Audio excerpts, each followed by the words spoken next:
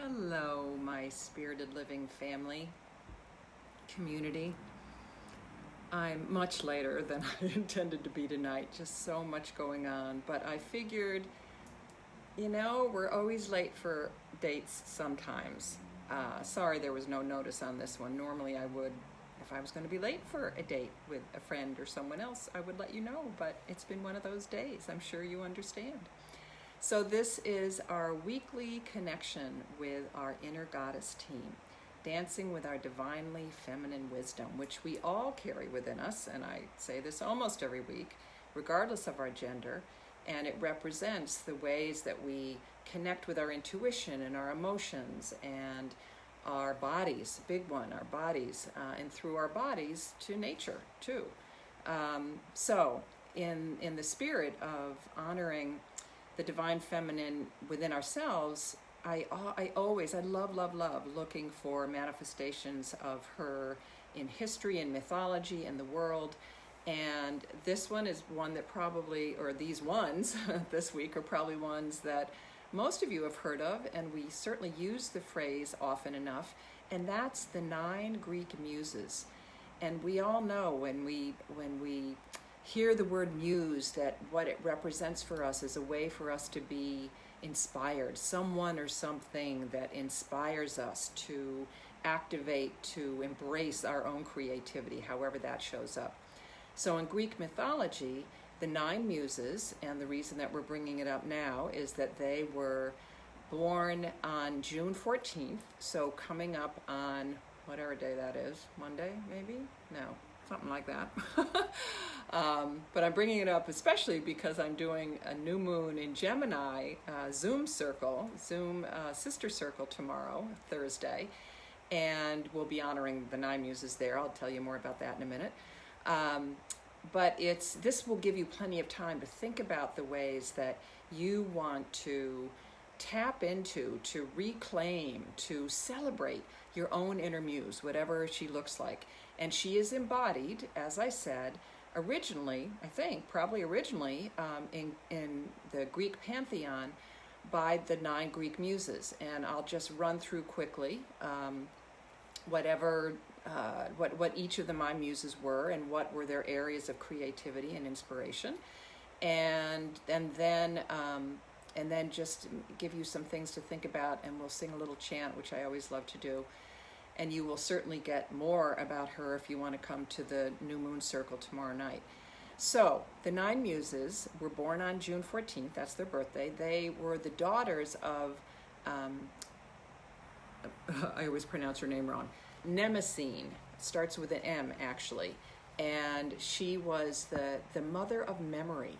And the Muses were really designed to bring people into their own inspiration, and they were thought to be inspiration to poets, to performers, to every kind of creative people and projects.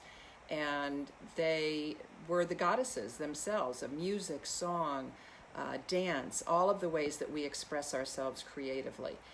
And they were important to the Greeks because they reminded people, they brought the citizens, they brought the Greeks back to a place of connection with beauty, with creativity, with joy, and so they were kind of instrumental in keeping civilization moving forward in a positive way.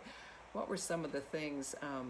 I've worked with them for so many years. I've taught teenage girls about the Muses and how they can do them.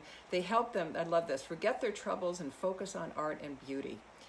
And there are plenty of ways that you can summon your own inner muse, or any one of the muses. Let me outline for you, and this I do need help with, for as many times as I've taught and led circles around them.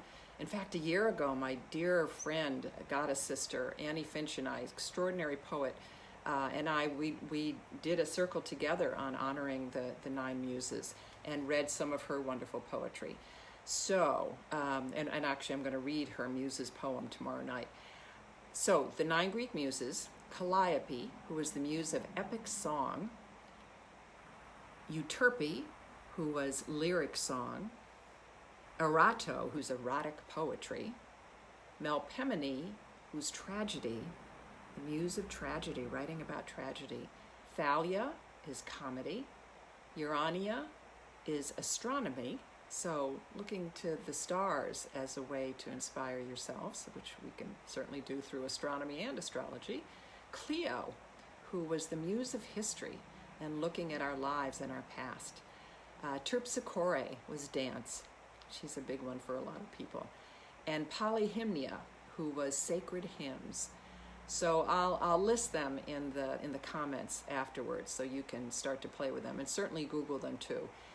But what I would invite you to do is think of the ways that you can begin to own them yourself, where you can draw forth any one of these that I've listed, and take a moment to just reflect on where is it that you most are connected to your creativity.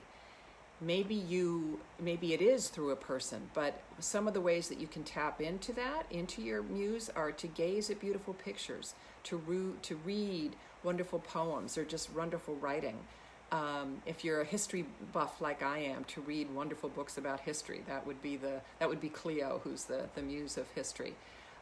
Or watching something funny that just makes you laugh. Thalia would love that as the muse of comedy.